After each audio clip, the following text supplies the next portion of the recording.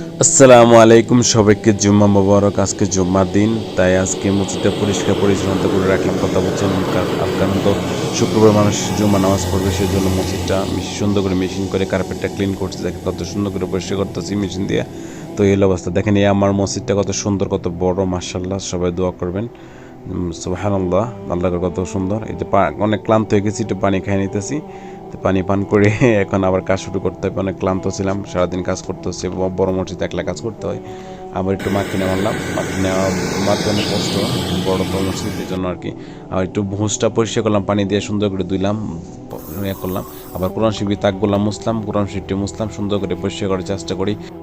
আমি কাজ করতে খুবই পছন্দ করি, খুব ভালো লাগে আমার কাজ করতে, কারণ আমার কাজে অনেক আনন্দ দেয়। এই যে আর বিশেষ করে আল্লাহর ঘর মসজিদে খেদমত করি। সবাই একটু দোয়া করবেন দিল থেকে, কথা বলছেন। এই কোরআন শরীফগুলো খুবই ময়লা হয়ে গেছিলো, একটু পরিষ্কার করে দিচ্ছি। কালকে জুম্মার দিন সবাই কোরআন শরীফ পড়ে। সব এটা আমাদের আহলি কিতাব আল কোরআন, সবচেয়ে দুনিয়াতে সবচেয়ে বড় কিতাব। এর চেয়ে বড় কোনো কিতাব আর নেই, যার এত মূল্য যা কেউ টাকা দিয়েও কেনার কোনো ক্ষমতা নাই।